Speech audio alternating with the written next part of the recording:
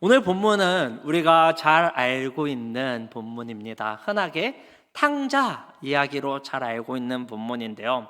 한 부유한 아버지에게 두 아들이 있었습니다. 어느 날 둘째 아들이 아버지에게 굉장히 무리한 요구를 하는 거죠. 어차피 아버지가 죽으면은 내가 그 재산을 물려받게 될 텐데 그 재산을 미리 저에게 좀 주십시오라고 이 둘째 아들은 요구를 합니다. 아버지는 이 말도 안 되는 요구를 들어줍니다. 그리고 아들은 타국으로 떠나서 허랑방탕한 생활을 하며 그 재산을 모두 탕진해 버리고 결국 빈털터리가 된 둘째 아들은 후회하며 아버지께 돌아옵니다. 아버지는 그런 후회하며 돌아오는 아들을 조건 없이 기쁨으로 맞아주시고 살찐 송아지를 잡아다가 거대한 잔치를 벌여줍니다. 그 시각 첫째 아들은 밭에서 일을 하고 있었습니다. 집으로 돌아와 보니 아버지가 동생을 위해 잔치를 열고 있는 것이지요. 그래서 그걸 보며 첫째 아들은 분노합니다. 분노하던 첫째 아들을 달래며 아버지는 본문 31절과 32절에 이렇게 이야기를 하는데요. 얘 너는 항상 나와 함께 있는데 내 것이 다 내 것인데 이 내 동생은 죽었다가 살아났다. 내가 잃었다가 얻은 이 동생을 위해 즐거워하고 기뻐하는 것이 마땅하지 않겠냐? 라고 말을 하는 것이지요.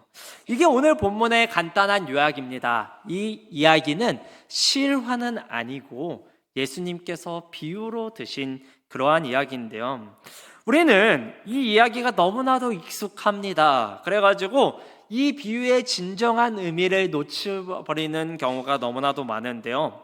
사실 이 이야기는 죄가 무엇인지 그리고 죄인을 구원하시는 하나님이 어떤 분이신지를 너무나도 잘 설명해주는 아주 중요한 이야기입니다. 사랑하는 성도 여러분, 여러분은 죄라고 하면 무엇을 떠올리십니까? 세상에서 죄는 어떤 나쁜 행동이나 누군가에게 피해를 주는 행위를 가리킵니다. 살인을 하거나 간음을 하거나 도둑질하는 것, 이거는 다 죄인 것이죠. 하지만 성경이 말하는 죄는 그런 의미의 죄가 아닙니다. 성경이 말하는 죄는 세상이 말하는 죄보다 더 깊고 영적인 것을 가리키는데요. 우리 본문을 통해서 등장하는 이 두 아들의 모습을 통해서 우리는 죄가 무엇인지에 대해서 확인해 볼 수 있습니다. 둘째 아들을 한번 생각해 봅시다. 이 아들은 아주 허랑방탕한 아들이었습니다. 받은 재산을 다 날려버렸고 아버지와 가족에게 큰 문제를 끼쳤습니다. 그러는 과정 가운데 아버지의 가슴에는 씻을 수 없는 대못을 박았습니다. 또한 30절의 말씀을 보면은 첫째 아들이 둘째 아들을 평가하는 말이 나오는데요. 둘째 아들은 성적으로 아주 타락해 있었습니다. 그래서 아버지께서 주신 재산을 창녀들과 함께 다 삼켜버린 그런 끔찍한 죄인이었다라는 것이죠.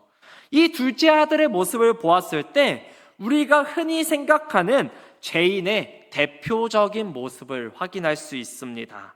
사회적으로 봤을 때에 감옥에 가야 마땅한, 누가 봐도 저 사람은 질이 나쁜 사람, 문제가 많은 사람이 바로 이 둘째 아들의 모습이었다라는 것이죠. 그럼 첫째 아들은 어떤가요? 29절의 말씀을 보면은 첫째 아들은 아버지에게 이렇게 말을 합니다. 아버지께 대답하여 이르되 내가 여러 해 아버지를 섬겨 멍을 어김이 없거늘 이라고 말을 한다라는 것이죠. 첫째 아들은 아버지의 명령을 다 지켰습니다. 윤리적으로, 도덕적으로 어떤 잘못한 행동을 한 것이 전혀 없다라는 것이죠. 그런데 지금 이 첫째 아들은 어떤 상태입니까? 28절의 말씀을 보면은 그는 노하고 있습니다. 왜요? 왜 첫째 아들은 지금 노하고 있습니까? 둘째 아들이 돌아왔기 때문입니다. 그리고 그 둘째가 돌아온 것을 아버지가 기쁘게 맞아주고 있는 것을 보니까 아버지가 그런 사람 같지도 않은 둘째를 사랑해주는 모습을 보니까 분노하고 있는 것이죠. 정상적인 가정을 한번 생각해 봅시다. 정상적인 가정이라면은 집을 나간 둘째 아들이 돌아왔을 때 첫째 아들은 기뻐하는 것이 당연할 것입니다. 자기가 사랑하는 동생이 허랑방탕한 생활을 하다가 자기의 죄를 뉘우치고 집으로 돌아왔으면은 그 동생을 안아주고 사랑해주며 함께 기뻐하는 것이 당연한 행동일 것입니다. 그러나 지금 첫째는 분노하고 있습니다. 자기 동생을 받아준 아버지를 향해서는 분노하고 있고 자기 동생에 대해서는 정죄를 하고 있는 것이죠. 이 모습을 보여주면서 예수님은 우리에게 한 가지 가르침을 주고 있습니다. 도덕적으로, 윤리적으로 어떤 잘못된 행동을 하는 것도 죄이지만 도덕적인 죄가 없다 하더라도 남을 정죄하고 판단하는 것, 그것 역시 죄라고 이야기를 해주고 있는 거죠. 지금 예수님은 눈에 보이는 어떤 죄를 저지르지는 않았지만 겉으로 보이지는 않지만 누군가를 정죄하는 사람 역시 죄인이다 라고 말을 해주고 있는 것입니다. 사실 이 둘째 아들과 첫째 아들에게는 일종의 공통점이 있습니다. 12절 말씀 우리 함께 읽어볼 거예요. 12절 말씀 우리 함께 읽겠습니다. 시작. 그 둘째가 아버지에게 말하되 아버지여, 아버지가 그 살림을 각각 나눠 주었더니. 아멘. 이 말은 당시 사람들 입장에서 굉장히 충격적인 말이었습니다. 지금 둘째 아들은 멀쩡하게 살아있는 아버지에게 아버지, 저한테 주기로 되어 있는 그 상속받을 재산을 지금 주세요 라고 말을 하고 있는데요. 아버지가 살아있는데 자식한테 재산을 물려준다라는 것은 당시로서는 상상도 할 수 없는 일입니다. 아직 멀쩡히 살아있는 아버지에게 자기가 받을 재산을 미리 달라고 하는 것은 아버지, 저는 당신이 빨리 죽었으면 좋겠습니다. 저는 당신은 필요 없고 당신의 돈만 필요합니다. 라는 말과 똑같은 의미입니다.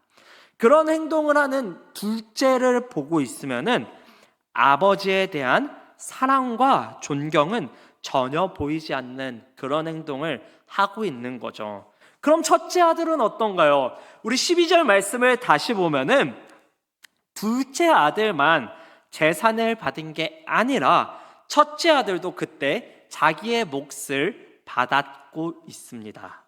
지금 자기 동생이 아버지 빨리 나가 죽으세요. 저는 당신은 필요 없습니다. 당신의 돈만 필요합니다.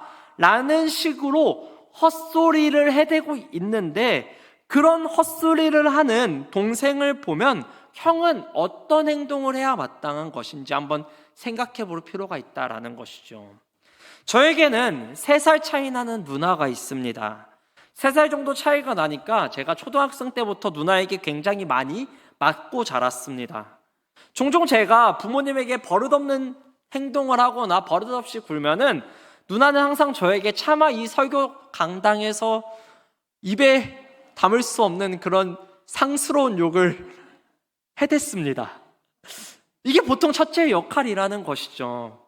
동생이 버릇없는 행동을 하거나 이상한 길로 가고 있다면은 첫째로서 이 동생을 때려 죽여서라도 바른 길로 인도하는 것이 올바른 행동입니다. 근데 지금 이 둘째를 바라보고 있는 첫째의 행동은 무엇입니까? 지금 첫째는 가만히 있습니다. 아무것도 하지 않고 있습니다. 왜요? 사실 첫째 아들도 역시 아버지의 재산만 원했기 때문입니다. 첫째 아들 역시 아버지를 원하는 게 아니라 아버지의 재산만 원하고 있습니다. 그러나 그걸 표현하는 방법이 둘째와는 달랐던 거죠. 둘째 아들은 대놓고 표현했습니다. 나는 아버지가 빨리 죽었으면 좋겠어요. 빨리 죽어주세요. 빨리 저에게 돈만 주세요. 라고 말을 합니다. 그러나 첫째 아들은 가만히 있는 거죠. 왜요? 가만히 있으면 저 바보 같은 둘째 아들이 자기가 하고 싶은 말을 대신 다 해줄 거니까요. 그냥 가만히 있으면 자기는 나쁜 놈이 되지 않을 수 있고 효자 이미지는 챙기면서 재산은 다 받을 수 있으니까요. 그러니까 얌전히 저 둘째가 하는 꼴을 가만히 보고 있는 겁니다. 아이고 잘하고 있다, 좀만 더 잘해봐 라고 하면서 오히려 복 돋고 있는 것이죠. 그래서 이 모든 상황을 보고도 첫째는 입을 닫고 있고, 그래서 아버지로부터 재산을 얻어낼 수 있었던 것입니다. 그런데 집을 나간 둘째 아들이 돌아옵니다. 그리고 저 순진한 아버지는 그런 아들을 보면서 달려가 안아줍니다. 그리고 재산을 다 탕진하고 온 저 둘째 놈을 위해서 좋은 옷과 가락지와 신발을 줍니다. 송아지 중에서도 가장 좋은 송아지를 잡아서 잔치를 열어줍니다. 그걸 본 형은 분노하죠. 왜 분노할까요? 아까 말씀드렸듯이 지금 둘째 아들만 상속을 받은 게 아닙니다. 첫째 아들도 상속을 받았습니다. 둘째 놈이 받은 그 모든 상속받은 재산은 다 허랑방탕하게 쓰고 돌아왔습니다. 그럼 지금 둘째에게 준 모든 것은 누구의 것이죠? 첫째 거요. 내 거요. 내가 받은 재산을 저 아버지란 사람이 저 쓰잘데기 없는 놈한테 쓰고 있는 거를 지금 첫째는 보고 있는 거죠. 그러니까 첫째 입장에서는 화가 나는 것입니다. 왜 저 쓰잘데기 없는 놈한테, 자기가 받은 재산을 다 쓰고 온 놈한테 내 재산을 쓰는 겁니까? 라고 분노가 치밀어 오르고 있는 거죠. 보십시오. 지금 둘째 아들이나 첫째 아들이나 둘 다 아주 못된 아들입니다. 둘 다 아버지를 원하고 있지 않습니다. 아버지의 관계, 아버지와의 그런 어떠한 끈적함은 전혀 원하지 않고 있습니다. 아버지가 필요 없다라고 생각을 하고 있는 사람들이죠. 그리고 둘 다 아버지의 돈만 원하고 있습니다. 성경은 이거를 가리켜서 죄라고 말한다라는 것이지요. 그리고 성경은 인간은 모두 죄인이라고 말을 합니다. 우리 가운데에도 이런 마음이 있다라는 것이죠. 교회에 다니긴 합니다. 그런데 하나님을 원하지는 않습니다. 하나님과 교제하는 것, 그리고 하나님과의 관계는 나에게 그렇게 중요하지 않습니다. 내게 필요한 건 단지 저 하나님이 가지고 있는 능력, 저 하나님이 가지고 있는 재산뿐입니다. 하나님께 기도하면 하나님이 나에게 응답해 주시길 원하고, 내게 어떤 위험이나 문제가 있을 때 하나님이 나에게 능력을 주시기는 원하지만 하나님 자체를 원하지는 않습니다. 평소에는 기도도 잘하지 않습니다.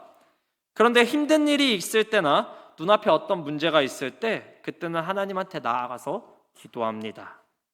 이처럼 우리는 오늘 본문에 나오는 두 아들처럼 하나님을 원하는 것이 아니라 그분의 능력만 이용하려고 하는 죄인들인 거죠. 성경은 이런 모습을 가리켜서 죄라고 말한다라는 것입니다. 그런데 그런 사람 같지도 않은 두 아들을 위해 아버지는 무엇을 합니까? 오늘 본문 앞에 말씀인 20절 말씀인데요. 우리 함께 읽어보도록 하겠습니다. 20절 말씀 함께 읽겠습니다. 시작. 이에 일어나서 아버지께로 돌아가니라. 아직도 거리가 먼데 아버지가 그를 보고 측은히 여겨 달려가 목을 안고 입을 맞추니. 아멘. 둘째 아들이 저 멀리서 돌아옵니다. 매일매일 아들을 기다리고 있던 아버지는 자기가 사랑하는 아들이 돌아오고 있는 것을 발견했습니다. 그리고 그 아들을 맞이하기 위해서 아버지는 달려가죠. 다들 아시다시피 당시 가장들은 절대 뛰지 않았습니다. 이 당시에 입던 옷들을 보면은 걸을 때 이 허벅지가 보이는 그러한 옷을 입었었거든요. 그리고 허벅지가 드러나는 것은 이 남자들에게 굉장히 수치스러운 일이었습니다. 그래서 당시 중년 남성들은 절대 뛰지 않았습니다. 하지만 아버지는 뛰었습니다. 그리고 가서 아들을 안아주며 입을 맞추죠. 보통의 아빠라면은 저 자식이 돈이 다 떨어져서 돈 달라고 오는 거다 라고 생각을 할 텐데, 지금 이 아버지는 아들이 왜 왔는지는 중요하지 않습니다. 나에게 돌아왔다는 이유 하나만으로 그 아들을 맞으러 달려나가는 거죠. 그리고 그 아들과 입을 맞추며 그를 용납해 줍니다. 사랑하는 성도 여러분, 하나님이 바로 이런 분입니다. 그분은 탕자가 돌아오는 것을 기뻐하시는 선하신 아버지입니다. 당시 이스라엘 사람들은 이 장면을 가장 충격적으로 받아들였을 것입니다. 구약을 보면 이런 말씀이 있는데요. 신명기 21장 18절에서 21절 말씀입니다. 신명기 21장 18절에서 21절 말씀 제가 대신하여서 읽어드리도록 하겠습니다. 사람에게 완악하고 패역한 아들이 있어 그의 아버지의 말이나 그 어머니의 말을 순종하지 아니하고 부모가 징계하여도 순종하지 아니하거든 그의 부모가 그를 끌고 성문에 이르러 그 성읍 장로들에게 나아가서 그 성읍 장로들에게 말하기를 우리의 이 자식은 완악하고 패역하여 우리 말을 듣지 아니하고 방탕하며 술에 잠긴 자라 하면 그 성읍의 모든 사람들이 그를 돌로 쳐 죽일지니 이같이 내가 너희 중에 악을 제하라. 그리하면 온 이스라엘이 듣고 두려워하리라. 아멘. 이스라엘 사회에서 이런 방탕한 아들은 돌로 쳐 맞아 죽는 죽임을 당하게 되어 있었습니다. 이 아버지의 두 아들 모두는 죽어 마땅한 존재들이었다라는 것이죠. 눈에 보이는 죄를 대놓고 짓고 있는 둘째뿐 아니라 보이지 않는 죄를 짓고 있는 첫째 역시 아버지의 입장에서 봤을 때는 둘 다 패역한 아들이거든요. 하지만 아버지는 아들들을 어떻게 대합니까? 율법대로 죽이나요? 아니요. 아들들을 안아줍니다. 그러면은 하나님은 한 입으로 두 말을 하는 그런 하나님인가요? 신명기의 하나님과 패역한 아들을 달려가서 기쁘게 맞아주시는 하나님은 서로 다른 하나님인 것인가요? 아니요, 분명 죄를 저지른 사람은 벌을 받아 마땅합니다. 정의로우신 하나님은 죄인을 심판하시는 하나님입니다. 하지만 동시에 그분은 사랑의 하나님이라는 것이죠. 그렇기 때문에 하나님은 우리의 죄를 용서해 주시며 기쁘게 달려와 맞아 주시는 겁니다. 하나님 입장에서 정의로우신 동시에 죄를 지은 사람을 용서할 수 있는 유일한 방법이 무엇일까요? 누가복음의 뒷부분에 나오는 그 잘못한 게 하나도 없는, 아버지를 떠나지도 않고 하나님의 명령에 불순종한 적도 없는 하나님의 영원한 아들의 죽음입니다. 십자가에서 예수님은 성부 하나님으로부터 끔찍한 심판을 받으셨습니다. 성부 하나님께 돌을 맞고 계셨습니다. 왜냐하면 우리와 예수님의 자리를 바꿔주시기 위해서입니다. 구원은 다른 게 아닙니다. 자리를 바꿔주는 것입니다.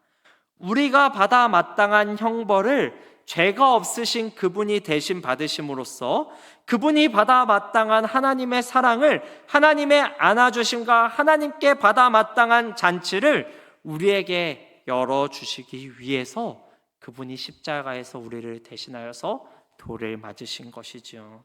우리가 이 모든 것을 누릴 수 있는 방법은 아주 간단합니다.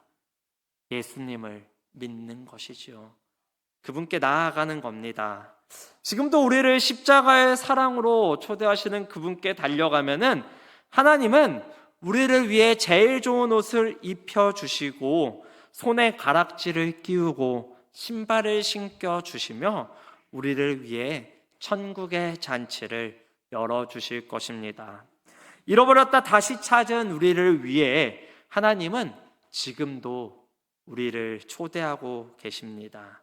우리는 그분께 나아갈 수 없는 자들이지만, 돌에 맞아 죽어야 마땅한 자들이지만, 오직 예수님의 보혈을 힘입어 그분 앞에 나아갈 때에 그분은 우리를 조건 없이 받아주시고 용납해 주시는 것입니다.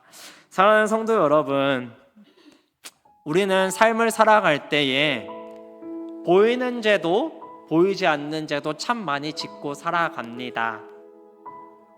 내가 윤리적으로 거룩하다고 생각해서 나보다 못한 사람을 보고 정죄할 때도 너무나도 많고요. 내 안에 어떤 도덕적인 죄를 지을 때도 너무나도 많이 있습니다. 우리는 다 하나님의 입장에서 보았을 때 돌에 맞아 죽어 마땅한 존재들입니다. 하지만 그런 우리를 위해 하나님께서는 자리를 바꿔주셨습니다. 우리가 받아 마땅한 그 돌 맞는 자리에서 잔치의 자리로 우리를 초대해 주시고 하나님의 영원하신 아들을 그 돌에 맞는 자리에 대신 넣어주셨습니다. 우리가 이 잔치를 누릴 수 있는 유일한 방법은 하나밖에 없습니다. 예수님을 신뢰하고 예수님을 붙잡고 예수님을 사랑하며 그분 앞에 나아오는 것입니다. 우리는 자격이 없지만 그 예수 그리스도 앞에 나아올 때 하나님은 우리를 조건 없이 사랑해 주시고 우리를 위해 달려와 주실 것입니다. 그 사랑의 하나님, 우리를 향해 늘 기다리시는 하나님 앞에 다시 나아가시는 우리 양의 모든 성도님들 되시기를 축복합니다.